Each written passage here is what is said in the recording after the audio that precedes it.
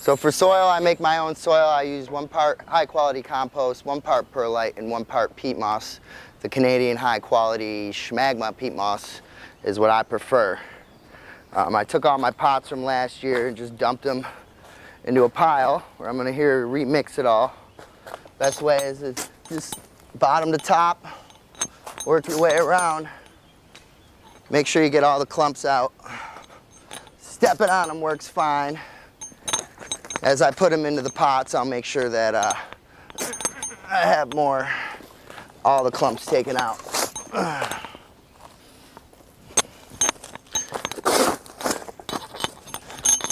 You don't want it to be so wet you can wring it out. You want 1/3 air, 1/3 water, 1/3 soil around your root base.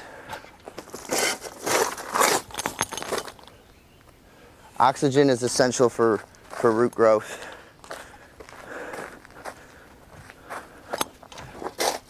I'm working on top of a piece of cardboard so I don't get the dirt and crap from the ground into my potting soil.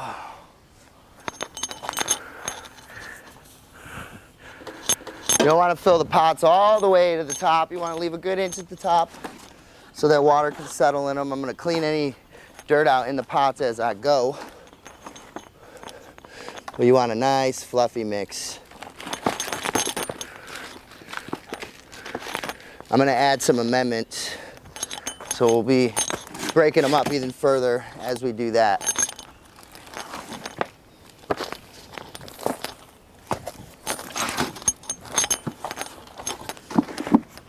Previous roots in there are good, especially if you use mycorrhizae or bacteria in the past. The fungal spores will stay on the roots over time, and then when new roots go by, they'll re-inoculate.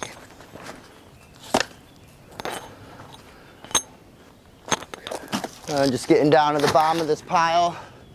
Fox Farm makes some pretty good soil. King's Mix out of Humboldt makes pretty good soil.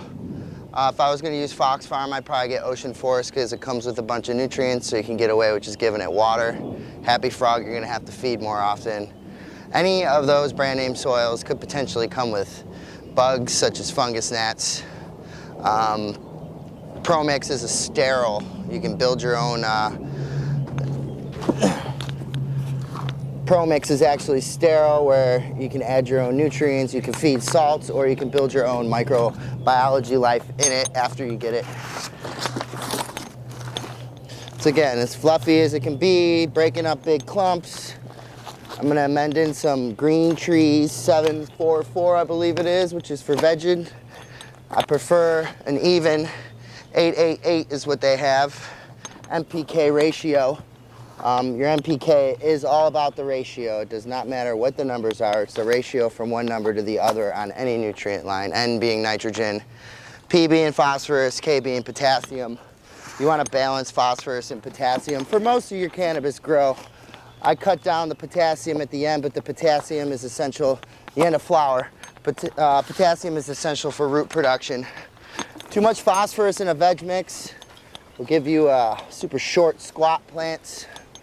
Not enough phosphorus will cause them to elongate a little more than you probably would like.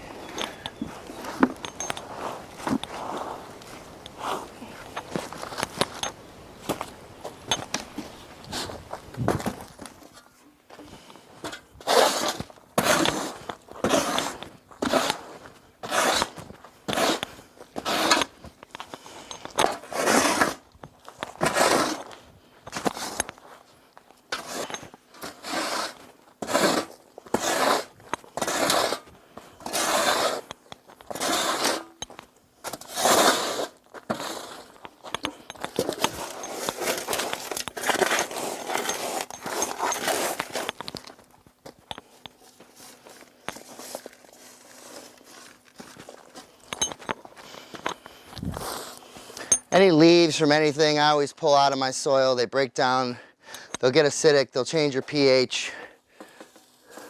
Once they're completely biodegraded, they will be neutral, but prior to that, they could affect your root system.